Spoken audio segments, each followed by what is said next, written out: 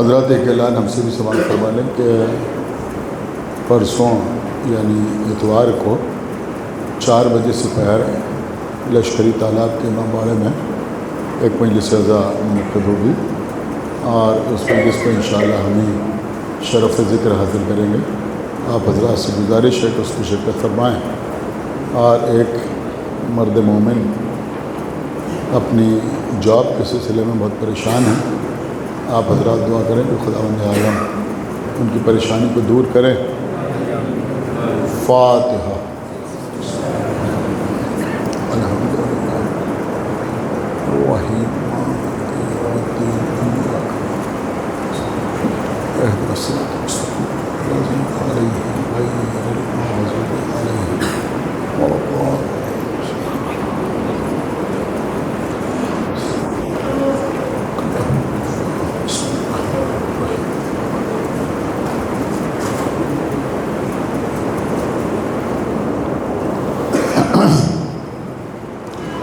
اعوذ باللہ السمیع العلی العظیم من الشیطان اللعین الرجیم، بسم اللہ الرحمن الرحیم۔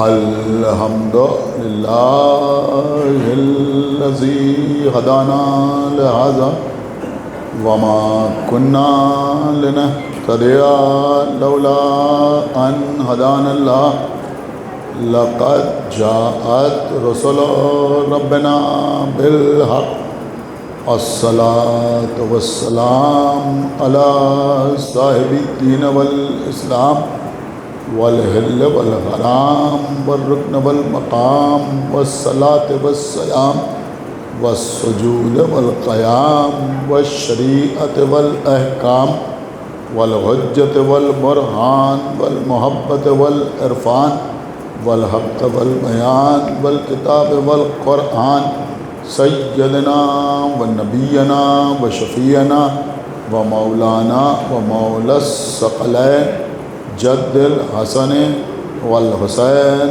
أبي القاسم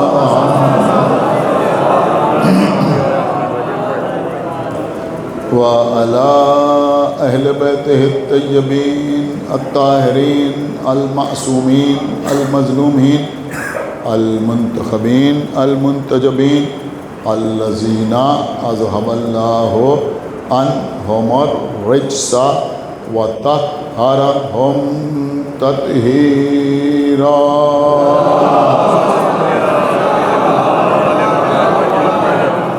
ولعنة الله على أعدائهم وقتلتهم وغاصبي حقوقهم ومنكري فضائلهم ومصائبهم أجمعين من الآن إلى يوم الدين، أما بعد فقد قال الله سبحانه تبارك وتعالى في كتابه المجيد وفرقانه الحميد وقوله الحق، يا أيها الذين آمنوا اتقوا الله وكونوا مع الصادقين۔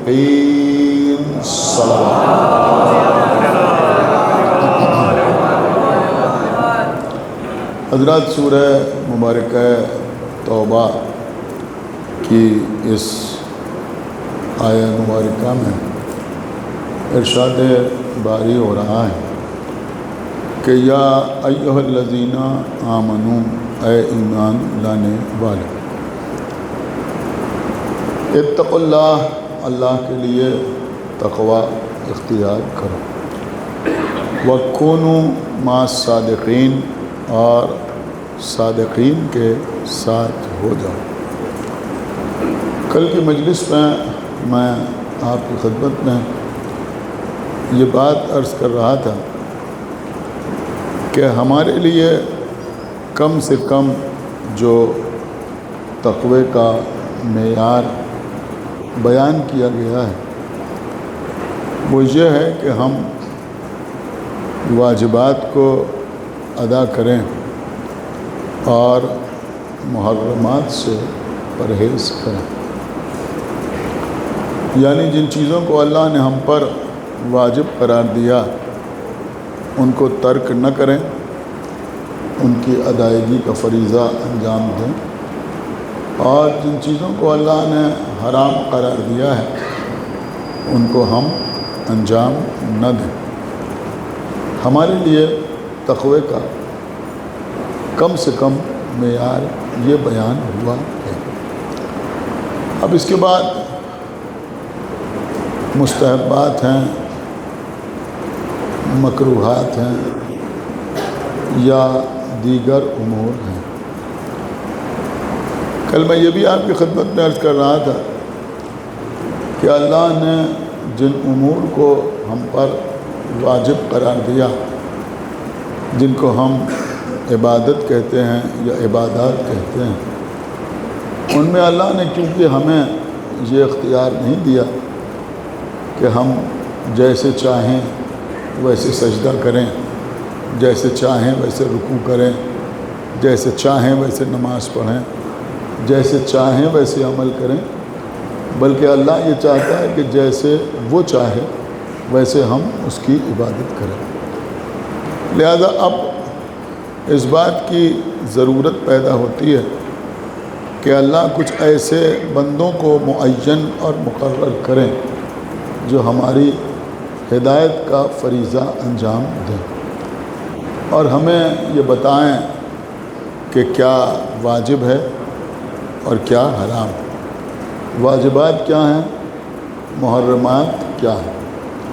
تو اللہ نے ہر دور میں ہدایت بشری کی خاطر اپنے کچھ نہ کچھ نمائندوں کو دنیا میں بھیجا۔ ابتدا میں اللہ کے وہ سارے کے سارے نمائندے نبی کہلائے۔ نبی کا مطلب ہوتا ہے خبر دینے والا۔ ایک صلوات پڑھے پر محمد، چونکہ یہ نبا سے بنا ہے اور نبا کا مطلب ہوتا ہے خبر۔ اللہ نے ہدایت بشری کی خاطر 1,24,000 انبیاء بھیجے۔ دیکھیے یہ ایک ایسی تعداد ہے 1,24,000 کہ دنیا کا کوئی مسلمان اسے کچھ معلوم ہو یا معلوم نہ ہو، دین کے بارے میں کچھ جانتا ہو یا نہ جانتا ہو، اس نے قرآن کی تفسیر پڑھی ہو یا نہ پڑھی ہو، سورہ حمد کا ترجمہ کر سکے یا نہ کر سکے، لیکن ہر مسلمان یہ جانتا ہے کہ اللہ نے 1,24,000 انبیاء دنیا میں بھیجے۔ اگر آپ کسی کے سامنے یہ کہیں کہ اللہ نے 1,25,000 نبی بھیجے تو سامنے والا شخص فوراً آپ کی اصلاح کرے گا کہ نہیں، اللہ نے 1,24,000 انبیاء دنیا میں بھیجے۔ اگر آپ یہ کہیں کہ نہیں 1,23,000 نبی دنیا میں آئے، تب بھی کوئی آپ سے اصلاح کا فریضہ انجام دے گا کہ نہیں، اللہ نے 1,24,000 انبیاء دنیا میں بھیجے۔ جبکہ میں سمجھتا ہوں کہ کوئی شخص ایسا نہیں ہے، یہ تو عام لوگوں کی بات ہے، لیکن اگر آپ کسی فرقے کے بڑے سے بڑے عالم سے یہ پوچھیں کہ کیا آپ ہمیں 1,24,000 کے نام بتا سکتے ہیں، تو کوئی شخص آپ کو 1,24,000 انبیاء کے نام نہیں بتا سکتا۔ اب سوال یہ اٹھتا ہے کہ جب 1,24,000 انبیاء کے نام نہیں معلوم، نہیں بتا سکتے، تو پھر مانتے کیوں ہیں؟ ایک صلوات پڑھنے پر محمد۔ دیکھیے میں چاہ رہا ہوں دھیرے دھیرے لوگ آ جائیں، ایک دو باتیں آپ کی سنی ہوئی بھی آپ کی خدمت میں عرض کر دوں، پھر آج کا جو اصل موضوع ہے وہ حجیہ خدمت ہو جائے۔ تو پھر مانتے کیوں ہیں؟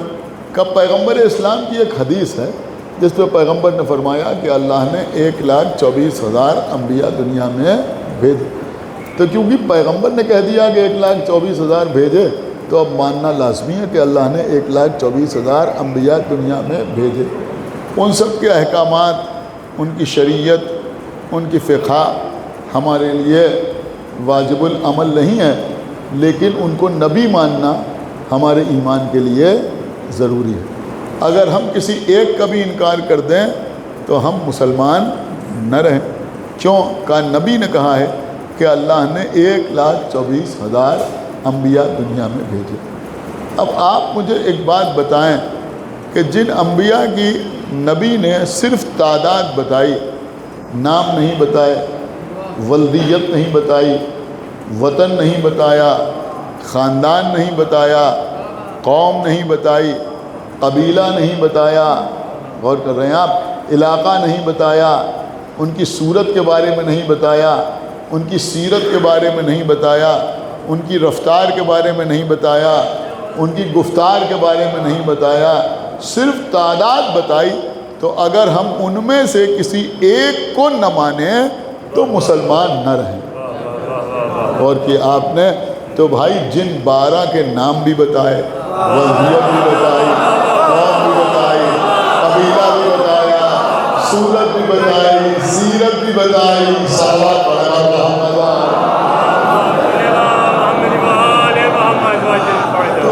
بہرحال ایک صلوات اور پڑھا پر محمد میرے خیال میں نہ معلوم کتنی بار سنا ہوا نکتہ میں نے آپ کی خدمت میں پیش کیا، اخلاقاً آپ نے داد دے دی، شکریہ بہت بہت، ایک صلوات پڑھا پر محمد۔ لیکن آج تھوڑا سا ہٹ کے ایک بات میں آپ کی خدمت میں عرض کرنا چاہتا ہوں۔ دیکھیں قبلہ 1,24,000 انبیاء ہیں۔ میں نے غالباً کل کی مجلس میں یہ عرض کیا تھا کہ قرآن مجید میں اگر آپ تلاش کریں تو تقریباً 25 نام ملتے ہیں انبیاء کے، 25 سے زیادہ نہیں ملتے۔ اچھا 25 نام قرآن سے لے لیجئے، 25 نام قرآن سے لے لیجئے، تھوڑا محنت کیجئے، تفاسیر میں نام تلاش کیجئے تو کچھ اور نام آپ کو مل جائیں گے۔ اگر آپ اور زیادہ تحقیق کرنا چاہتے ہیں تو مثلاً بائبل اٹھا لیجئے، اس میں تورات بھی ہے، تحریف شدہ صحیح لیکن تورات بھی ہے، زبور بھی ہے، انجیل بھی ہے، انبیاء کے صحیفے بھی ہیں، یعنی بائبل جو ہے وہ ایک کتاب نہیں ہے، کتابوں کا مجموعہ ہے، بہت سے انبیاء کے صحیفے بھی چھوٹے چھوٹے اس کے اندر آپ کو مل جائیں گے، ان سب کو آپ پڑھ ڈالیے، اس میں بھی کچھ انبیاء کے نام ملیں گے۔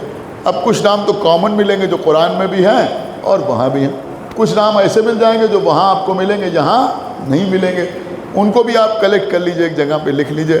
اس کے علاوہ جو تاریخ انبیاء پر مبنی کتابیں ہیں ان کو پڑھیے، کچھ نام اس میں سے آپ لے لیجئے۔ میں آپ کو یقین دلاتا ہوں اگر آپ اتنی محنت کر لیں تب بھی فہرست جو ہے وہ 50 سے اوپر جانے والی نہیں ہے۔ صلوات پڑھ دو محمد۔ اتنی محنت کرنے کے بعد مان لیجئے 50-52 نام آپ نے لکھ لیے کہ اتنے انبیاء اللہ نے بھیجے، حالانکہ 1,24,000 انبیاء دنیا میں آئے۔ اچھا اب ایک سوال اٹھتا ہے کہ ٹھیک ہے ہمیں نہیں مل رہے ہیں لیکن کسی بڑے عالم کو معلوم ہوگا، کہا ایسا بھی نہیں ہے۔ اچھا کوئی کتاب ایسی ہے جس پہ یہ انبیاء کے نام لکھے ہوں، کہا یہ بھی نہیں ہے۔ کیا کلکتے کے کسی بڑے کتب خانے میں، کسی بڑی لائبریری میں کوئی ایسی کتاب ہے جس میں 1,24,000 انبیاء کے نام ہوں؟ کہا نہیں، ایسا نہیں ہے۔ کیا مشہد مقدس میں امام رضا علیہ السلام کا جو کتاب خانہ ہے، بہت بڑی لائبریری ہے، جو لوگ گئے ہیں انہوں نے دیکھا ہوگا، کیا وہاں کوئی ایسا قلمی نسخہ رکھا ہوا ہے جس میں 1,24,000 انبیاء کے نام ہوں؟ کہا وہاں بھی ایسا نہیں ہے۔ دیکھیں فرق آپ ملاحظہ فرمائیں، کربلا میں مثلاً 72 شہداء ہیں، کربلا میں شہداء جو ہیں کتنے ہیں؟ 72۔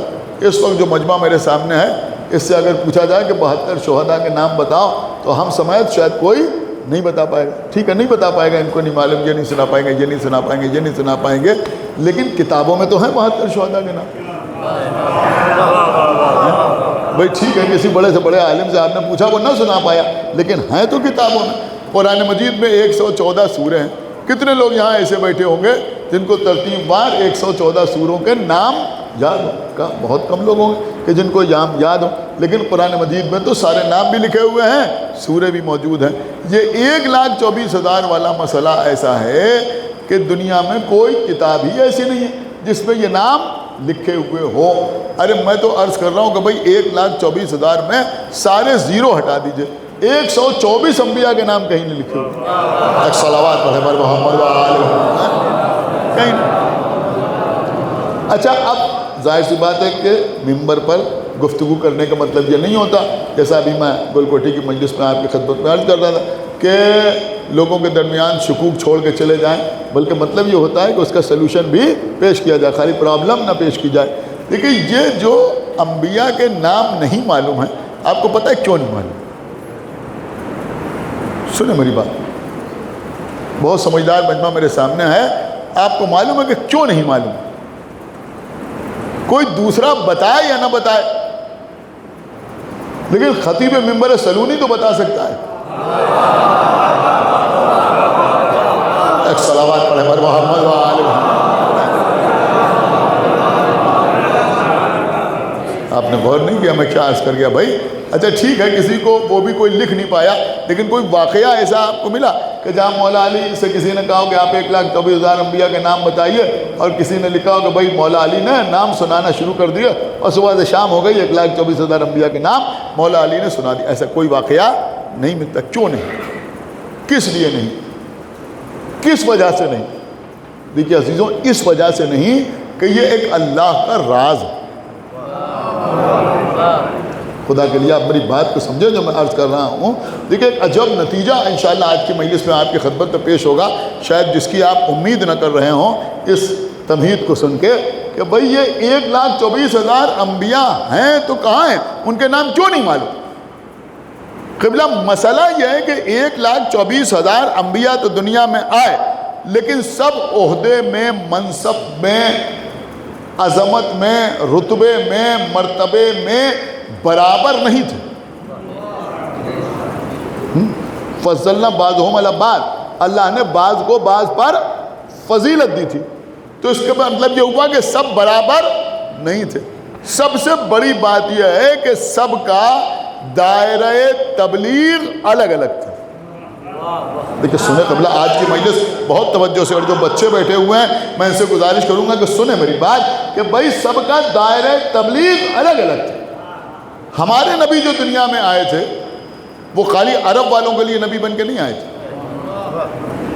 صرف مکے والوں کے لیے نہیں، صرف مدینے والوں کے لیے نہیں، صرف حجاز والوں کے لیے نہیں، بلکہ پیغمبر کس کے لیے آئے تھے؟ وَمَا أَرْسَلْنَاكَ إِلَّا رَحْمَةً لِّلْعَالَمِينَ۔ اب ایک بات میں کہوں، میں سمجھتا ہوں کہ بچے زیادہ اچھی طرح سمجھ سکتے ہیں کہ آج تک دنیا عالمین کو شمار نہ کر سکی، تو جب عالمین کو شمار نہ کر سکی تو جو عالمین کے لیے رحمت بن کے آیا ہو اس کے فضائل کون شمار کرے گا؟ تو پیغمبر جو آئے تھے وہ عالمین کے لیے آئے تھے۔ جناب ابراہیم انی جاعلک للناس اماما، اللہ کہتا ہے ہم نے ان کو انسانوں کا امام بنایا تھا۔ اب سمجھ میں آیا کہ جناب ابراہیم عالمین کے لیے نہیں آئے تھے، انسانوں کے امام تھے۔ ان کی نبوت کا دائرہ جو تھا وہ انسانوں تک، لیکن تمام انسانوں تک محدود تھا۔ کچھ انبیاء ایسے آئے جو کسی خاص خاندان کے لیے نبی بن کے آئے، کچھ ایسے آئے جو کسی قبیلے کے لیے نبی بن کے آئے۔ دیکھیں حیرت سے نہ سنیے، یہ بنی اسرائیل کے جو انبیاء ہیں جو آپ سنتے ہیں انبیاء بنی اسرائیل، تو ان کی تبلیغ کا دائرہ بنی اسرائیل تک محدود تھا۔ آپ غور کر رہے ہیں، بنی اسرائیل تک محدود تھا۔ اسی لیے اللہ نے جب پیغمبر اسلام کی بعثت کا تذکرہ کیا تو خداوند عالم نے کہا هو الذی بعث فی الامیین رسولا منہم، ہم نے امیین میں ایک کو رسول بنا کے بھیجا۔ یہ ایک بالکل الگ موضوع ہے، یہ امیین کا لفظ ہی اس لیے آیا کہ یہ جو نبی آ رہا ہے یہ بنی اسرائیل میں نہیں ہے، امیین میں ہے۔ نہیں، یہ ایک بالکل الگ موضوع ہے، پھر کبھی موقع ملا تو میں آپ کی خدمت میں عرض کروں گا۔ تو الگ الگ انبیاء آئے، الگ الگ قبیلوں کے لیے، الگ الگ خاندانوں کے لیے۔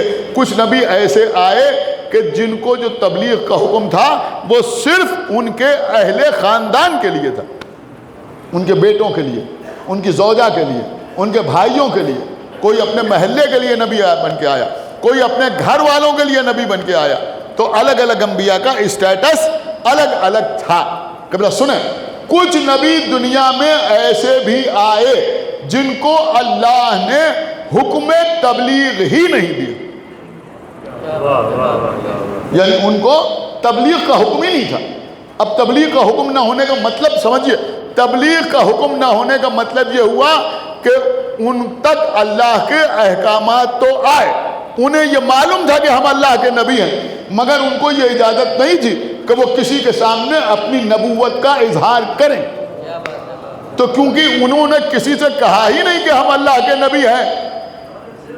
آپ شاید غور نہیں کر رہے ہیں، جب انہوں نے کسی سے نہیں کہا، اپنی زوجہ سے نہیں کہا، اپنے بچوں سے نہیں کہا، اپنے بھائی سے نہیں کہا، اپنے باپ سے نہیں کہا، تھے وہ نبی، غور کریں، لیکن انہوں نے کسی کے سامنے اپنی نبوت کا اظہار نہیں کیا۔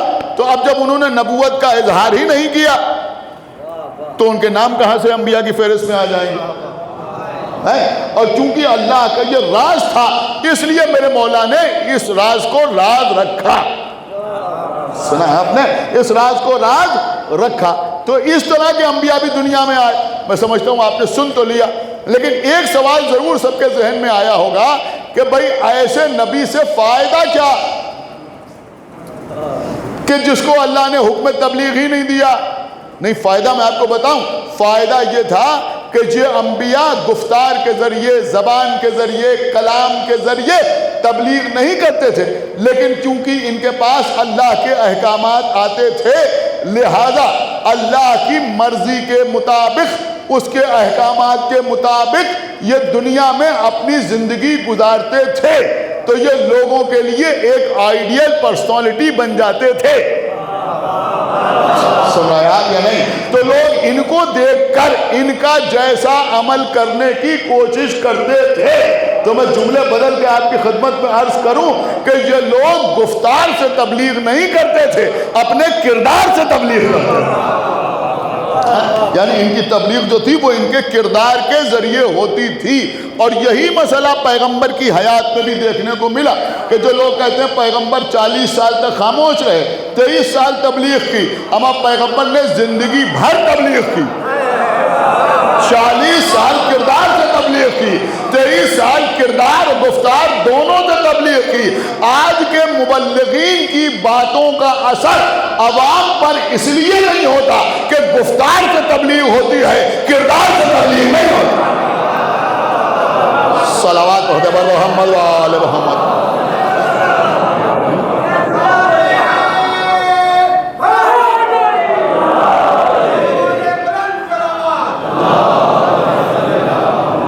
میرے خیال میں تھوڑی سی تمہیز زیادہ ہو گئی، لیکن ابھی آپ کسی نتیجے پر پہنچیں گے۔ تو ایسے انبیاء بھی بڑی تعداد میں آئے، ان سب کو پیش نظر رکھتے ہوئے پیغمبر نے فرمایا کہ اللہ نے 1,24,000 انبیاء دنیا میں بھیجے۔ اب میں سمجھتا ہوں کہ آپ 2 حصوں میں انبیاء کو تقسیم کر سکتے ہیں اپنی طرف سے۔ کیا؟ کچھ صامت نبی، کچھ ناطق نبی، کچھ خاموش نبی، کچھ بولنے والے یعنی تبلیغ کرنے والے نبی۔ اب قبلہ بات یہ ہوئی کہ 2 ناطق انبیاء کے درمیان کئی خاموش نبی دنیا میں آئے۔ ان انبیاء کا کام کیا تھا؟ کہ ان انبیاء کا کام تھا آنے والے ناطق نبی کی تبلیغ کے لیے ماحول سازگار کرنا۔ بھائی صلوات پڑھتے ہیں، آنے والے ایک صلوات اور پڑھتے ہیں۔ میں سمجھ رہا ہوں کہ بڑی اہم بات ہو رہی ہے، خدا جانے یہ بچے سمجھ بھی رہے ہیں یا نہیں سمجھ رہے ہیں کہ آنے والے نبی کے لیے، اس کی تبلیغ کے لیے ماحول تیار کرنا۔ عام طور پہ یہ کہا جاتا ہے کہ جناب عیسیٰ اور پیغمبر اسلام کے درمیان 500 سال تک کوئی نبی نہیں آیا۔ جب اس دور میں کوئی نبی نہیں آیا تو بہت سے کام ہو گئے، خانہ کعبہ میں بت لا کے رکھے گئے، لیکن خانہ کعبہ عقیدتوں کا مرکز بنا رہا۔ دیکھیں بڑی بات سمجھے، عقیدتوں کا مرکز بنا رہا۔ یہودی بھی کعبے کو محترم سمجھتے تھے، عیسائی بھی کعبے کو محترم سمجھتے تھے، بت پرست بھی کعبے کو محترم سمجھتے تھے، اور جو لوگ دین حنیف پر تھے یعنی دین ابراہیمی پر عمل کرتے تھے وہ بھی کعبے کو محترم سمجھتے تھے۔ اسی زمانے میں ایک موقع ایسا آیا جب سفید ہاتھیوں کا لشکر لے کر ابرہہ آیا، میں ساری تفصیلات نہیں عرض کروں گا، ابرہہ آیا سفید ہاتھیوں کا لشکر لے کے آیا۔ کس لیے آیا؟ اس نے اپنے وطن میں ایک کلیسا بنایا تھا، وہ چاہتا تھا کہ یہاں کے سارے لوگ وہاں آئیں، یہاں نہ آئیں، تو اس کی سمجھ میں آیا کہ کعبے کو ڈھا دیا جائے، تو اب بلڈوزر تو تھے نہیں، تو وہ ہاتھیوں کا لشکر لے کے آیا، لیکن اسے معلوم تھا کہ کعبے کے آس پاس رہنے والوں کی حیثیت کیا ہے۔ صلوات پڑھا محمد، ارے کیا سنا آپ نے؟ آپ شاید غور نہیں کر رہے، اس کا مطلب یہ ہوا کہ یہ ان کی پرانی تاریخ ہے، آج کا معاملہ نہیں ہے۔ تو اسے معلوم تھا کہ ان کی حیثیت کیا ہے، لہذا اس نے ایک ساتھ حملہ نہیں کیا۔ دیکھیں آپ یہ نہ سوچیں میں تمہیز سے ہٹ گیا، میں نتیجہ آپ کی خدمت میں پیش کرنا چاہتا ہوں۔ تو اس نے مکے سے باہر قیام کیا اور اعلان کیا کہ میں فلاں دن، یعنی 8 دن بعد یا 10 دن بعد، اس نے تاریخ بتائی کہ اس دن میں کعبے پر حملہ کروں گا اور کعبے کو گرا دوں گا۔ اب وہ اپنے لشکر کے ساتھ مکے سے باہر رکا ہوا ہے، بڑے بڑے اس کے ٹینٹ لگے ہوئے ہیں، اس کے خیمے لگے ہوئے ہیں۔ اب قبلہ جب یہ خبر مکے میں پہنچی تو مکے کے لوگوں کے لیے بہرحال کعبہ عزیز تو تھا ہی، لہذا ان میں یہ ہمت نہیں تھی کہ ابرہہ کا مقابلہ کرتے، اس کے لیے لشکر تیار کرتے، لیکن کعبے کو بچانا بھی چاہتے تھے، لہذا ابرہہ کے پاس جانے لگے، اس کی خوشامد کر رہے تھے، اس سے کہہ رہے تھے کہ تم کعبے کو چھوڑ دو، چلے جاؤ، ہم سے مال لے لو، ہم سے دولت لے لو، ہم سے سونا لے لو، ہم سے چاندی لے لو۔ یہاں تک روایات میں ملتا ہے کہ ابرہہ کے پاس جا کر مکے کے بڑے بڑے قبیلوں کے سرداروں نے کہا کہ ہم اپنی بیٹیاں تمہیں دینے کے لیے تیار ہیں، سن رہے ہیں؟ تم ان سے شادی کر لو لیکن خانہ کعبہ کو چھوڑ کے چلے جاؤ۔ اس نے کہا مجھے کچھ نہیں چاہیے، مجھے تو صرف کعبے کو ڈھانا ہے۔ آخر میں لوگوں نے جا کے ہاتھ جوڑ کے کہا کہ ہم تمہاری حکومت ماننے کے لیے تیار ہیں، ہم تمہارے غلام بن کے رہیں گے، لیکن تم کعبے کو چھوڑ کے چلے جاؤ۔ اس نے کہا مجھے تمہاری حکومت بھی نہیں چاہیے، میرے پاس بہت بڑی حکومت ہے، میں تو کعبے کو ڈھا کے جاؤں گا۔ اب عزیزوں حالات خراب ہونے لگے، اب لوگ پریشان ہونے لگے، لات و منات و ہبل کے سامنے جا کے گڑگڑانے لگے، دعائیں مانگنے لگے۔ اب جب ایک دن رہ گیا کہ کل وہ حملہ کرنے والا ہے، تو ابرہہ کے چوکیداروں نے جا کر ابرہہ سے کہا کہ آج مکے کی بزرگ ترین شخصیت جو خانہ کعبہ کے متولی بھی ہے، سنیں قبلہ سنیں، کون؟ کا جناب عبد المطلب شیبۃ الحم، وہ آج تجھ سے ملاقات کے لیے آ رہے ہیں۔ اب وہ ساری باتیں چھوڑیے کہ کس طرح سے وہ کھڑا ہو گیا جناب عبد المطلب کو دیکھ کے، اور ہاتھی نے کیسے سجدہ کر لیا، وہ سب میں نے ترک کیا۔ تو جناب عبد المطلب آئے، جب جناب عبد المطلب آئے تو وہ تو یہی سوچ رہا تھا یہ بھی کعبے کی بات کریں گے۔ جناب عبد المطلب نے کہا کیا بات؟ اس نے پوچھا کہ آپ کیوں آئے، کس لیے تشریف لائے؟ تو جناب عبد المطلب نے کہا کہ میرے 300 اونٹ ہیں، میرے 300 اونٹ تیرے سپاہیوں نے پکڑ لیے، تو ان کو چھوڑ دے، انہیں ریلیز کر دے۔ اس نے حیرت سے عبد المطلب کو دیکھا کہ میں تو سمجھا تھا کہ آپ کعبے کو بچانے کے لیے آئیں گے، آپ اپنے اونٹوں کی بات کرنے کے لیے آ گئے۔ تو جناب عبد المطلب نے کہا کہ بھئی کعبہ اللہ کا گھر ہے،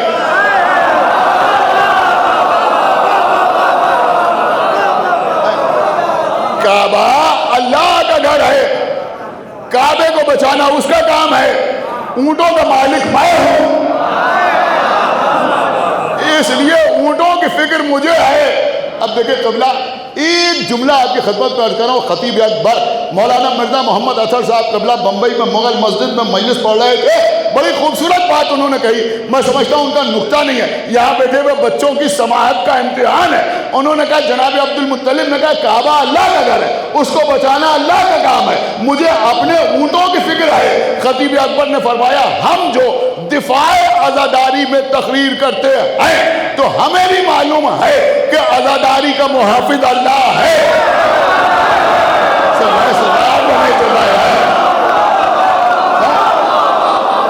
ہمیں بھی معلوم ہے کہ عزاداری کا محافظ اللہ ہے، ہمیں اس کی فکر کرنے کی ضرورت نہیں ہے۔ ہم تو اس لیے پریشان رہتے ہیں کہ کوئی ہمارے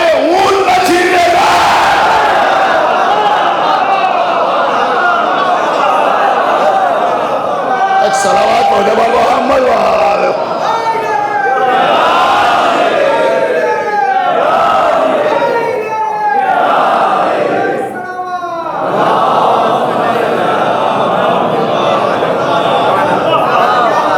ایک صلوات اور پڑھنے والے محمد وآلہ محمد. لیکن قبلہ ہم بہت آرام سے پڑھ رہے ہیں, پوری توجہ آپ حضرات کی چاہتا ہوں. ماشاءاللہ مومنین روزانہ تشریف لا رہے ہیں وقت کے ساتھ, اور اب تو میرے خیال میں کوئی پرابلم نہیں ہے, وہاں بھی ہم پڑھ رہے ہیں اور یہاں بھی ہم ہی پڑھ رہے ہیں. ایک صلوات پڑھے والے محمد. تو اس نے کہا ٹھیک ہے, اس نے حکم دیا اپنے غلاموں کو چھوڑ دو ان کے 300 اونٹ. اس نے چھوڑ دو 300 اونٹ لے کے چلے. یہ تو آپ نے میرے خیال میں معلوم کتنے ذاکرین سے سنا ہو.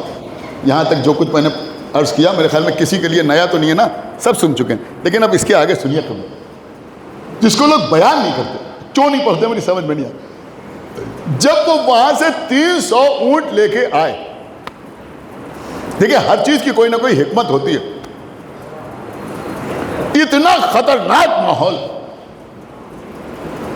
مکے کا ہر فرد دہشت زدہ, خوف زدہ, سمجھ رہے ہیں, سب کی حالت خراب. اور جناب عبد المطلب وہاں سے 300 اونٹ لے کے آئے. کمال ہو گئی, 300 اونٹ لے کے آئے. آنے کے بعد جناب عبد المطلب نے وہ 300 اونٹ نہر کرائے, ذبح کرائے. اس کے بعد اس سے کھانا تیار کرایا. اب کیا کھانا پکوایا مجھے نہیں معلوم, لیکن بہرحال 300 اونٹوں سے کتنا کھانا تیار ہوا ہوگا.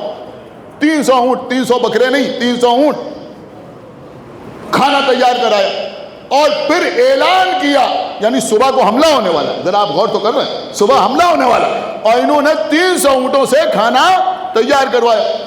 سارے مکے کے لوگوں سے کہا مرد عورت بچے سب آؤ کھانا کھانے کے لیے. سب کی دعوت, دسترخوان. جیسے آپ حیرت زدہ ہیں ویسے ہی وہاں بھی لوگ حیرت زدہ ہوئے. یہ کیا بات ہوئی, صبح حملہ ہونے والا ہے اور یہ دسترخوان کر رہے ہیں. جیسے آج بھی کچھ لوگ سوچتے ہیں صاحب لوگ ہمارے دشمن ہو رہے ہیں, یہ تبرک بانٹ رہے ہیں.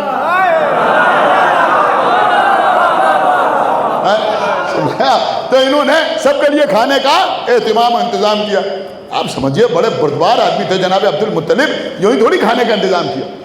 اب لوگ آئے اور کھانا کھانے لگے. اس سے 2 کام ہوئے. پہلا کام تو یہ ہوا کہ مکے کے ڈرے سہمے لوگ جن کو امید کی کوئی کرن نظر نہیں آ رہی تھی, ان کی سمجھ میں آیا کہ ہمارا سردار اتنا مطمئن ہے,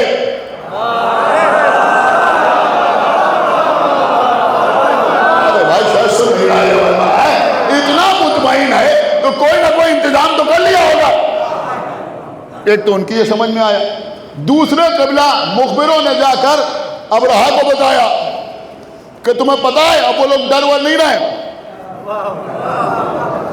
اب وہ تو کھانا کھا رہے ہیں, انہوں نے سب کے کھانے کا اہتمام کیا ہے. تو اس کی بھی سمجھ میں آیا کہ وہ جو ہمارے پاس اونٹ چھوڑوانے کے لیے آئے تھے وہ کوئی معمولی آدمی نہیں تھے, وہ ہم سے ڈر ور نہیں رہے, وہ تو لوگوں کو کھانا کھلا رہے ہیں. سنیں کرنا, جو پڑھنا پوری ذمہ داری کے ساتھ پڑھنا ہوں, تاریخ سے پڑھ رہا ہوں. جب سب کھانا کھا چکے سیر ہو گئے تو جناب عبد المطلب نے کہا کہ تم لوگوں نے کھانا کھا لیا؟ ہاں کھا لیا. کہا ہمارے ساتھ خانہ کعبہ کے قریب چلو. سب خانہ کعبہ کے قریب آئے. کہا تم سب یہیں رک جاؤ. سب رک گئے. جناب عبد المطلب نے اپنے بیٹوں کو اپنے ساتھ لیا. سنوایا ایک صلوات اپنے بیٹوں کو اپنے ساتھ لیا. کہا تم یہی رکے رہو. اب سب مسجد الحرام سے باہر رکے ہوئے. عبد المطلب اندر گئے. اب سب باہر سے دیکھ رہے ہیں یہ کیا کر رہے ہیں. جانتے تھے کہ یہ لات کے پاس نہیں جائیں گے, منات کے پاس نہیں جائیں گے, حبل کے پاس نہیں جائیں گے. اب دور سے سب دیکھ رہے ہیں. کیا دیکھ رہے ہیں؟ وہ خانہ کعبہ کے دروازے کے قریب پہنچے, ہاتھوں کو اٹھایا. عبد المطلب نے دعا کی, ان کے بیٹوں نے آمین کہی. بہت دیر دعا نہیں کی، مختصر سی دعا کی، سن رہا، مختصر سی دعا کی اور دعا کر کے واپس آئے۔ اب لوگ یہ سوچ رہے ہیں کہ اب یہ کیا کہتے ہیں۔ اب سنیے قبلہ، منظر پیش کر رہا ہوں۔ جناب عبد المطلب ایک بلندی پہ کھڑے ہوئے، اپنی پوری قوم کو غور سے دیکھا اور اس کے بعد فرمایا دیکھو کل جب ابرہہ حملہ کرے، اب بدقسمت ہوگا جو خاموش رہے گا، کہ کل جب ابرہہ حملہ کرے تو تم میں سے کون اپنے گھر میں نہ رہے، کوئی اپنے گھر میں نہ رہے۔ اب دوسرا جملہ لوگ سمجھے یہ کہیں گے جس کے پاس تلوار ہو وہ تلوار لے کے آ جائے، جس کے پاس نیزہ ہو وہ نیزہ لے کے آ جائے، جس کے پاس گرد ہو وہ گرد لے کے آ جائے، سنیے گا، جس کے پاس پتھر ہو وہ پتھر لے کے آ جائے، جس کے پاس تیر ہو وہ تیر و کمان لے کے آ جائے۔ لیکن یہ نہیں کہا، بلکہ فرمایا کہ کل جب ابرہہ حملہ کرے تو تم سب اپنے گھروں سے باہر نکل آنا، میں اور میرا بیٹا ابو طالب خانہ کعبہ کے دروازے پر کھڑے ہوں گے، خانہ کعبہ کے دروازے پر کھڑے ہوں گے، ابرہہ حملہ کر رہا ہوگا، تم پہاڑوں پر چڑھ جانا۔ نہیں جملہ سنیے گا، کیا فرمایا کہ تم پہاڑوں پر چڑھ جانا اور ابرہہ کی تباہی کا منظر دیکھنا۔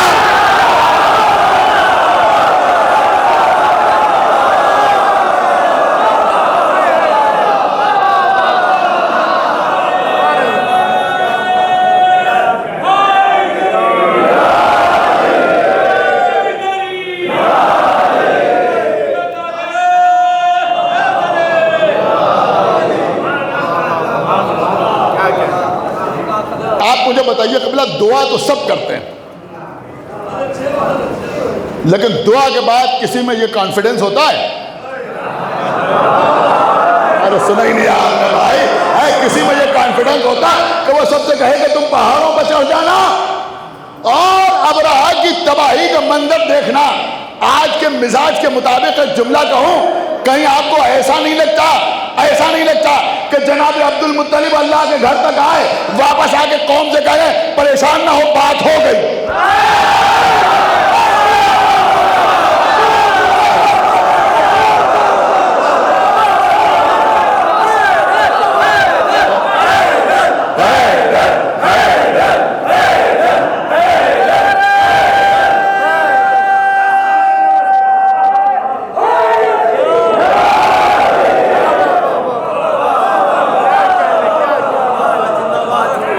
ایک صلوات اور بہت بڑھ محمد وآلہ محمد۔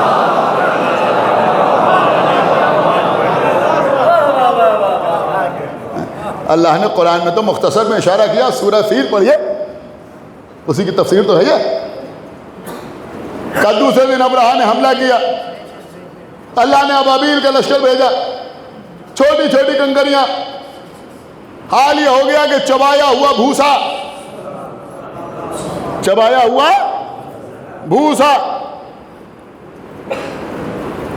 اس واقعے کے بعد لوگ مسلمان تو نہیں ہوئے، کلمہ تو نہیں پڑھا، کسی نے کہا ہی نہیں جناب عبد المطلب نے کہ کلمہ پڑھو۔ پیغمبر تو اسی سال پیدا ہوئے،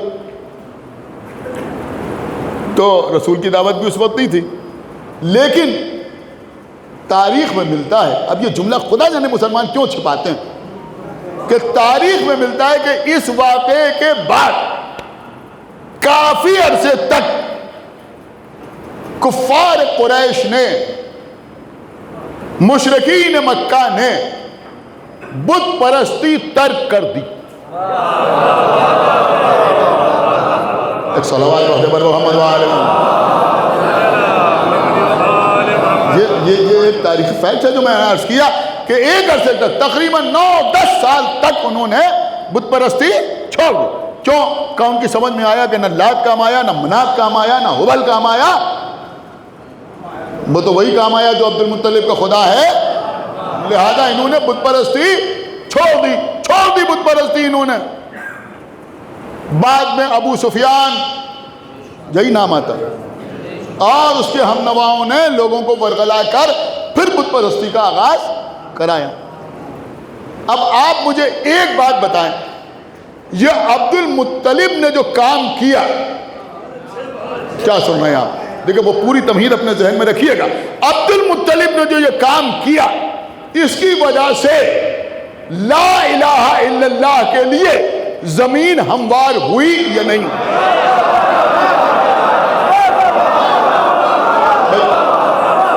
یہ پیچھے والے لوگ کیوں خاموش ہیں بھائی؟ ایک صلوات اور پڑھے محمد وعلی.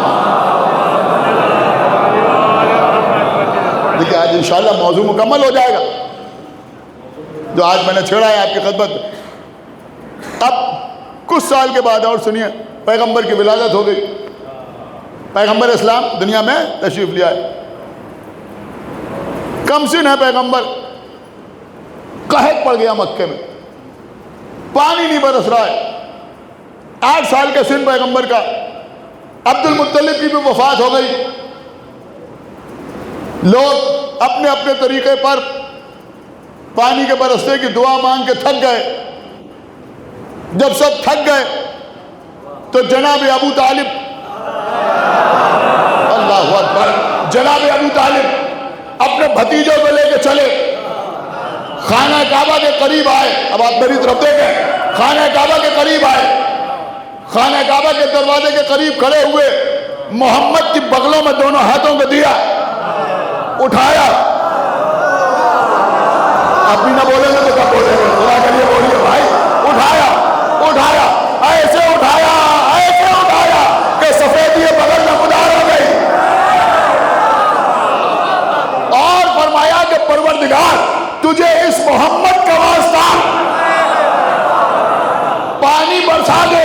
اب سمجھ میں آیا کہ ابو طالب صرف مسلمان نہیں تھے, وسیلے کے قائل مسلمان تھے.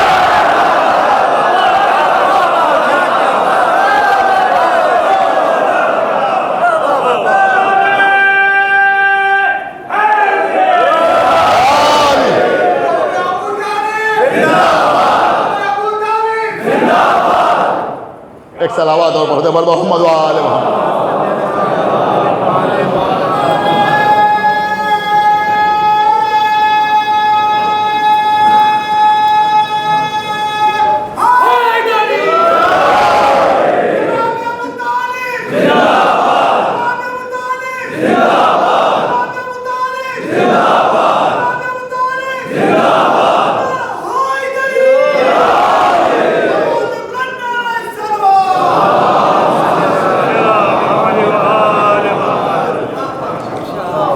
سنا آپ نے؟ بارش ہوئی, فوراً بارش ہوئی. کیوں؟ کہ جناب ابو طالب نے محمد کو اپنے دونوں ہاتھوں پر اٹھایا. دیکھیں لوگ کہتے ہیں خطابت, اسے کہتے ہیں خطابت. پوری توجہ کے ساتھ سنیے گا. ابھی تو میں تاریخ پڑھ رہا تھا. سنیں, میں سنیں, تمام بزرگ بیٹھے ہوئے میرے, اور جو بچے بیٹھے ہیں وہ بھی سنیں, جو نوجوان ہیں وہ بھی سنیں. بڑی قیمتی بات میں عرض کر رہا ہوں. ارے بھیا ایک بات سمجھ میں آئی. کیا سمجھ میں آیا؟ کہ اگر ابو طالب صحن حرم میں خانہ کعبہ کے قریب کھڑے ہو کر محمد کو ان کی بغلوں میں ہاتھ دے کے اٹھائیں تو نزول رحمت ہوتا ہے. نہیں, دوسرا جملہ سنیے بھائی, دوسرا جملہ سنیے, جتنی دل چاہے اتنی داد دیجیے گا. کہ اگر ابو طالب محمد کی بغلوں میں ہاتھ دے کر خانہ کعبہ کے قریب انہیں دونوں ہاتھوں پر اٹھائیں تو نزول رحمت ہوتا ہے. اور اگر قدیر میں محمد علی کی بغلوں میں ہاتھ دے کر, نہیں ابھی آپ نے جملہ نہیں سنا, اگر محمد علی کی بغلوں میں ہاتھ دے کر انہیں منبر پر ہاتھوں پر بلند کرے تو اتمام نعمت ہوگا.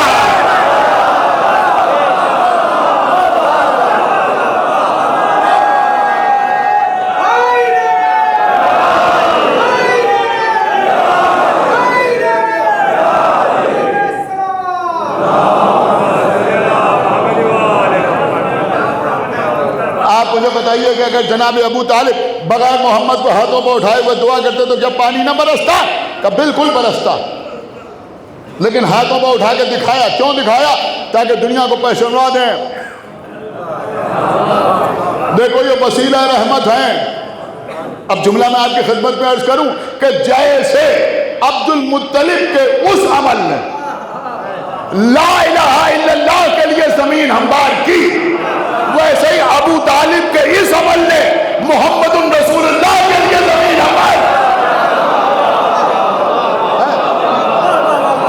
بھائی کچھ تمہید آپ کو یاد ہے یا نہیں یاد ہے کہ جو خاموش نبی تھے ان کا کام کیا تھا کہ آنے والے ناطق نبی کے لیے ماحول تیار کرنا.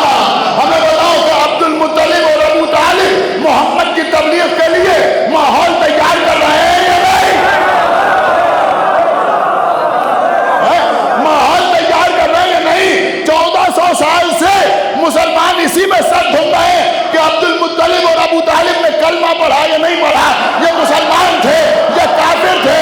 ارے مخلوق، اگر بحث کرنا ہے، اگر ریسرچ کرنا ہے تو اس بات پر ریسرچ کرو کہ یہ لوگ عام مسلمان تھے یا اللہ کے نبی تھے.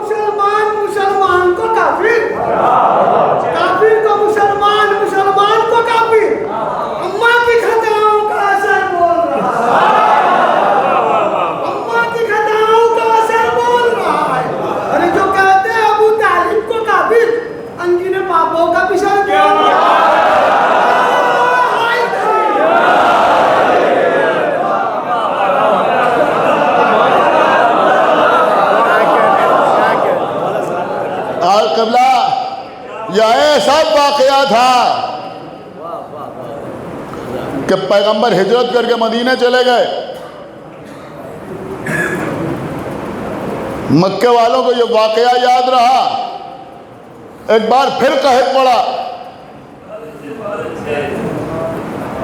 ساری کوششیں کر کے تھک گئے مکے والے، پانی نہ برسا. تو کچھ پرانے بوڑھوں کو یاد آیا، ایک بار اور ایسے ہی واقعہ ہوا تھا، پانی نہیں برس رہا تھا. ہمارے شہر کی زبان میں تراہی مچ گئی تھی. تب ابو طالب محمد کو لے کے آئے تھے، ان کی وجہ سے پانی برسا تھا. تو کچھ لوگوں نے کہا کہ مگر اب کیا ہو، ہم نے تو اتنا پریشان کیا انہیں کہ وہ ہجرت کرنے پر مجبور ہو گئے، اب کس منہ سے جائیں. تو ابو سفیان نے کہا کہ میں انہیں جانتا ہوں، بدترین دشمن ہے. مجھ سے کہا میں جانتا ہوں انہیں. ٹھیک ہے، ہم نے کلمہ نہیں پڑھا، ہم نے پریشان کیا، لیکن وہ اس کو کبھی برداشت نہ کریں گے کہ لوگ پیاسے رہیں.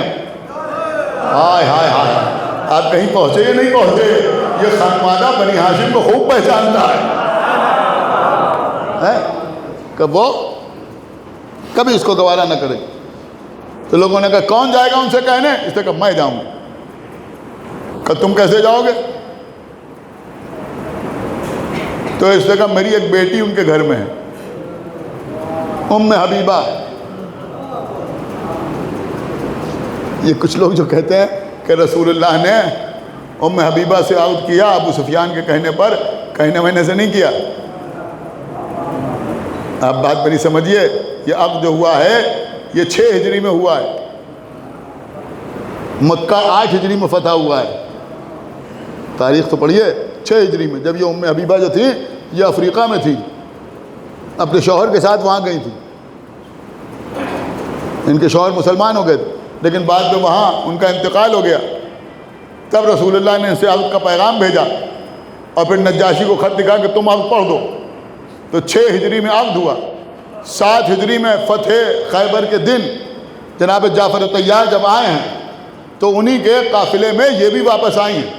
7 ہجری میں یہ رسول کے حرم میں داخل ہوئیں. 8 ہجری میں مکہ فتح ہوا. ایک جملہ کہہ کے آگے بڑھ جاؤں، دیکھتا ہوں آپ کیسے سنتے ہیں. ام حبیبہ رسول کی زوجہ ہیں. 6 ہجری میں بار بار کہہ رہا ہوں، 6 ہجری میں رسول اللہ نے ان سے عقد کیا. ہم تو بعد میں بھی مسلمان نہیں مانتے، لیکن مسلمان جو ابو سفیان کو مسلمان مانتے ہیں وہ 8 ہجری سے مانتے ہیں. اس کا مطلب یہ ہوا کہ جب عقد کیا تو اس وقت ابو سفیان مسلمان نہیں تھا. تو چلیے ایک اصول یہ بھی سمجھ میں آیا کہ پیغمبر کا کسی عورت سے عقد کر لینا اس کے باپ کے ایمان کی دلیل نہیں ہے.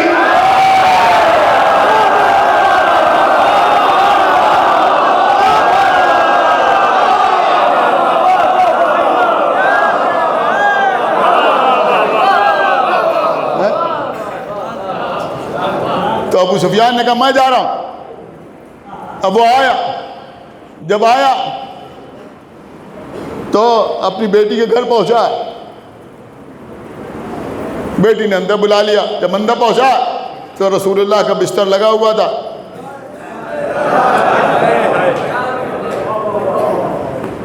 ابو سفیان نے بیٹھنا چاہا, جیسے ہی بیٹھنا چاہا ام حبیبہ نے بستر الٹ دیا. ام حبیبہ نے بستر الٹ دیا. کہا رے بیٹی کیا کر رہی ہوں, میں تمہارا باپ ہوں. کہا تم باپ تو ہو مگر یہ رسول کا بستر ہے.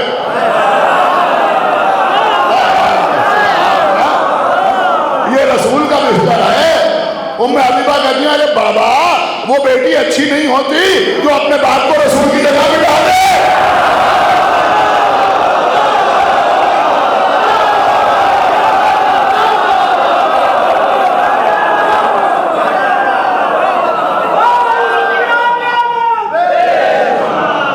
صلوات محمد وآل محمد. بہرحال رسول نے اپنے دشمنوں کے لیے بھی دعا کی, پانی برسا.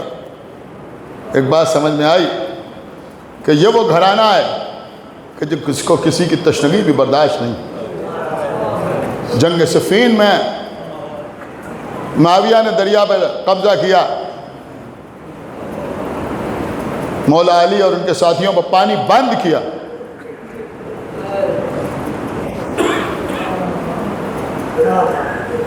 تب مولا علی نے ایک لشکر بھیجا دریا پر قبضہ کرنے کے لیے, اور اس لشکر کا سپہ سالار حسین ابن علی کو بنایا. امام حسین علیہ السلام آقا حسین گئے, تقریباً 33-34 سال کا سن آقا حسین کا. مولا آپ کو سلامت رکھے. 33-34 سال کے حسین صفین میں دریا پر قبضہ کرنے کے لیے جا رہے ہیں. 32 یا 34 سال کے عباس کربلا میں دریا پر قبضہ کرنے کے لیے جا رہے ہیں. جب دریا پہ علی کا قبضہ ہو گیا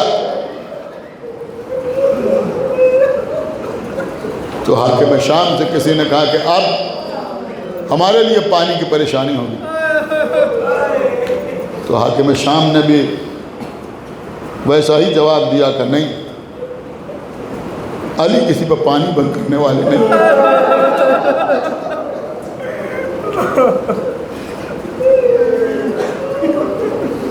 آقا حسین سفر میں ہیں,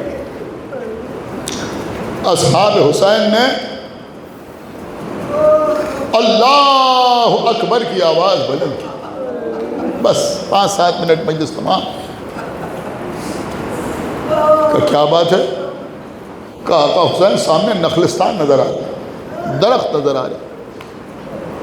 درختوں کا مطلب یہ تھا کہ درخت ہیں تو پانی بھی ہوگا. لہذا خوش ہو کے اللہ اکبر کی آواز بلند کی. فرمایا یہ نخلستان نہیں ہے, یہ حر کا رسالہ ہے. یہ اس کے جھنڈے ہیں جو تمہیں دکھائی دے رہے ہیں. کچھ دیر میں حر کا لشکر سامنے آیا. اب ظاہر سی بات ہے عزیزوں, آقا حسین جانتے ہیں یہ دوست بن کے نہیں آئے, یہ راستہ روکنے کے لیے آئے. لیکن دیکھا کہ لوگ پیاسے ہیں, ہوٹ خشک ہو رہے ہیں, بعض لوگوں کی زبانیں دہن سے باہر آئی جا رہی ہیں. بھیا عباس گفتگو بعد میں ہوگی, پہلے انہیں پانی پلا. آقا عباس نے بھی یہ نہیں کہا کہ آقا حسین پانی ہمارے پاس ہے، چھوٹے چھوٹے بچے بھی ہمارے ساتھ ہیں، ہم انہیں پانی پلا دے پہ ہمارا کیا ہوگا؟ نہیں، جو امام حسین نے حکم دیا۔ اونٹوں پر سے مشکلیں اتارے جانے لگے۔ اتنے بڑے لشکر کو سیراب کرنا آسان نہیں تھا۔ حضرت عباس اور دیگر بنی ہاشم خر کے رسالے کو سیراب کر رہے تھے۔ ایک ایک شخص نے شکم سیر ہو کے پانی پیا۔ ایک شخص خود کے رسالے میں کہتا ہے کہ پیاس سے میرا بڑا برا حال تھا، میں پیاس کی وجہ سے گر گیا، میری آنکھوں کے سامنے اندھیرا چھا گیا۔ کسی نے مجھ سے کہا کہ پانی پلا دو، پانی پی لو۔ میں پینا تو چاہتا تھا لیکن میری زبان سے کوئی لفظ نہ نکلا، میرے ہاتھ آگے نہ بڑھے، اس لیے کہ مجھ میں قوت ہی نہیں، کہ مجھے لگا کہ کسی نے اپنے ہاتھوں سے پانی کا جام میرے لفظ۔ میں نے پانی پیا۔ اب جو پانی پی کے سر اٹھایا تو کیا دیکھا کہ خود آقا حسین جزاک اللہ اپنے ہاتھوں سے مجھے پانی پلا رہے۔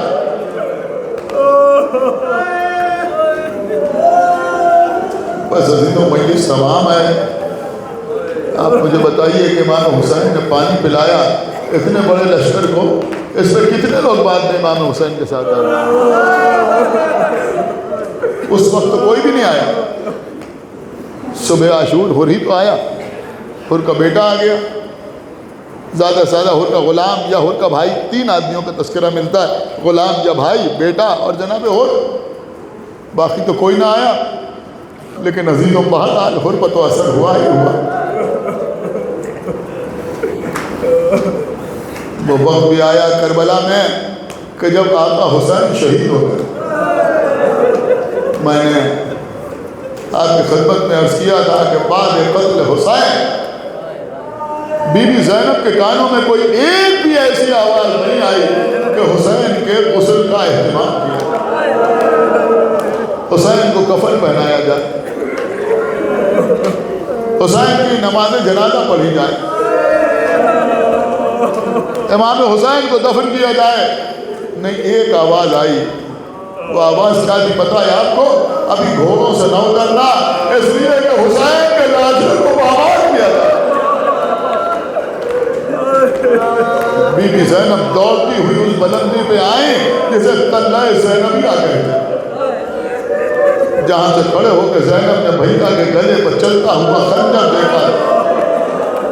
اب بی بی نے دیکھا کہ لاشیں سامنے لا کر رکھ دیے گئے، گھوڑے دوڑنے کے لیے تیار ہو گئے۔ صاحب دمت الثاقبہ نے لکھا ہے کہ 10 افراد جن کے لیے مشہور تھا کہ وہ حلال زادے نہیں ہیں، وہ گھوڑوں پر سوار ہو کے آئے لاشوں کو پامال کرنے کے لیے۔ سارے لاشیں سامنے رکھے ہوئے۔ ماشاءاللہ یہاں بہت سے لوگ ایسے ہیں جو زیارت کر کے آئے ہیں، کربلا محلہ جا چکے ہیں۔ جب آپ کربلا جاتے ہیں تو ساری زیارتیں ایک ہی جگہ پہ ہو جاتی ہیں۔ گنج شہیدہ میں سارے شہداء شہزادے علی اکبر حسین کے پائے کی آرام کر رہے ہیں، 6 مہینے کے علی اصغر حسین کے سینے پہ آرام کر رہے ہیں۔ حرم سے باہر نکلیے، سامنے مولا عباس کا حرم ہے، سب ایک ہی جگہ۔ لیکن ایک شہید کی زیارت کے لیے کچھ دور جانا بھی پڑتا۔ وہ کون؟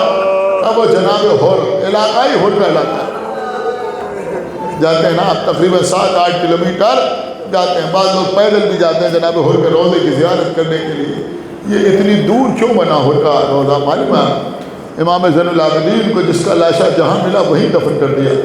اس کا مطلب یہ ہوا کہ حر کا لاشا اتنی دور ملا، کیسے وہاں پہنچ گیا؟ جب لاشوں کو پامال کرنے کا حکم دیا گیا تو بنی ریا سامنے آئے، آگے کہا پسر صاحب ہم نے مانا کہ حر حسین کی طرف چلا گیا تھا، تیرے کہنے سے ہم نے حر کو تیر مارے، ہم نے تلواریں لگائیں، ہم نے نیزے لگائے، ہم نے اسے قتل کر دیا، لیکن اب ہم یہ بھی گوارا نہ کریں گے کہ جو ہمارا سردار رہا ہو اس کا لاشا گھوڑوں کی ٹانگوں سے پامال کر دیا۔ یہ توہین ہم سے برداشت نہ ہوگی۔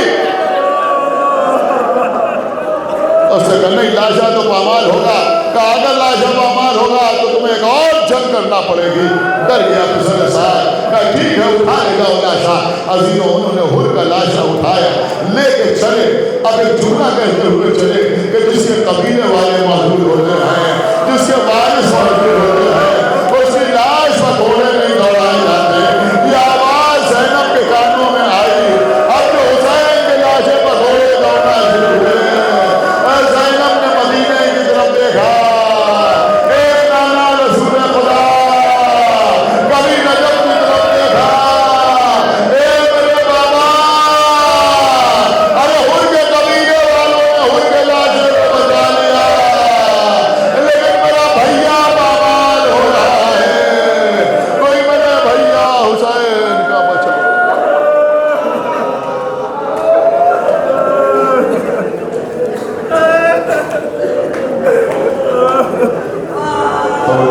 واسطہ محمد وال محمد کے ہماری عبادت کو قبول اور واسطہ محمد وال محمد کے تمام حاضرین مجلس اور بانیان مجلس کے دلی مقاصد کی تکمیل فرما اور دیگر واسطہ محمد وال محمد کے ہم کو اعمال صالحہ کی توفیق عنایت فرما، ہمارے عقائد کو صحیح و سالم رکھ اور دیگر ہم جب تک زندہ رہیں آل محمد کی محبت اور دشمنوں کی عداوت پہ زندہ رہیں، دنیا سے جائیں تو یہ دونوں عظیم ترین نعمتیں اپنے ساتھ لے کے جائیں۔ اور واسطہ محمد وال محمد کا ایران اور وہاں کے تمام مومنین کی حفاظت فرما اور دیگر اس کے ساتھ ساتھ دعائی ہے کہ ان کو ان کے مقاصد میں کامیابی و کامرانی عطا فرما۔ سیریا میں بی بی زینب سلام اللہ علیہا اور جناب سکینہ کے حرم مطہر کی حفاظت فرما اور دیگر جس طرح سے لوگ زیارت کے لیے جاتے تھے دوبارہ اسی طرح سے شان شوکت سے زیارت کرتے اور دیگر جلد از جلد ہمارے امام زمانہ کا ظہور فرما اور ان کا اصحاب اور انصار میں ہمارا شمار۔